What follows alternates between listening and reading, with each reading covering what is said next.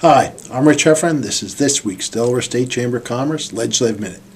As you can see, I'm wearing a red sweater. Two reasons. One, it's really cold outside. And two, in honor of the stock market going down again today. Anyway, hold on tight, folks. Yeah, we've been there before.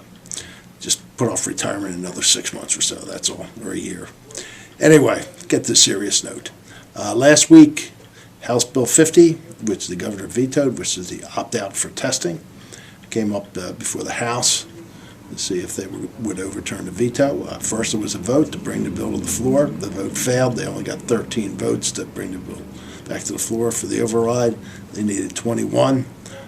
There is a resolution floating around, which is sort of similar to the bill itself, but resolutions don't have force of law, so I'm not really sure what they're trying to do there. Folks, it's time to get serious. And talking about being serious, last week the House did pass House Bill 235, which is lowers the corporate tax based on the fact that most companies now will use a single factor, which is, I believe, it's sales. That's going to help us keep companies here and hopefully have some companies expand or come here. We're we're about the 35th or 36th state to go to this factor. We did carve out the the existing three-factor tax for some of the communications companies because it was an advantage to them. I'm not sure I can explain it. Certainly can't explain it in a short minute, but they were carved out. Perfect. That's exactly what we've been talking about. Let's get together. Let's compromise. Let's work things out. This could be a big victory for the state. The Senate will be in Senate committee today, which is Wednesday. This was a holiday week, so we were a little late with the legislative minute. It'll be voted on the floor of the Senate tomorrow. I'm fairly certain it'll pass, and the governor will sign it. On other legislative news, there is a minimum wage bill which will be in the Senate Labor Committee today.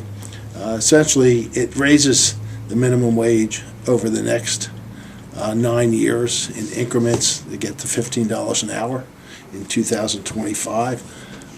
We still don't support this bill for a lot of reasons. One is minimum wage increases in places like Seattle and Los Angeles have caused a lot of turmoil, and frankly, they've seen job reductions. Number two, I'm not sure it's a good policy to be setting out wage rates 9 years out. I think that's not good economics. It's not good public policy. So we will oppose this bill. Also, you might have read in the newspaper, in the News Journal, that they've started the study on the port expansion. We think that's important. We think they need to be very, they got to think outside the box. It's important that we do some type of port improvements so we can continue to compete with New Jersey and Philadelphia, who are already in the process of port improvements. We want to keep our competitive edge on the river. But looking forward to that study, which won't be done for a while, but I think we need to decide exactly what we want to do with our port so we can compete. So this is a first big step. Lastly, last night was the annual Pete DuPont Awards dinner, the one where about 100 people meet and we discuss ideas that can be presented to get the state moving forward. We had 10 tables, about 10 people at each table. We came up with one idea from each table, and I think it's going to be interesting to see some of these ideas as they move forward. Two, which came out of last year's dinner. One is the coding schools, which are now in existence. Ben DuPont has headed up that effort in Wilmington and have been successful. And the second idea was the reduced corporate income tax. It's essentially what we've done with the single factor. So there are two ideas that came out of there. I think this year there were 4 or 5 ideas that dealt with economic development that can be tied together in a package. And there were some other really good ideas. One is, I don't think it'll happen for a long time, but remove all of the personal income tax, remove the gross receipts tax, remove the corporate tax, instead have about a 4% tax on land. Interesting idea. I think it'd take a little bit of time to get it fleshed out, and number two, get it introduced, and it'd take a long time to get it passed, but it's an interesting idea, something obviously we could look at.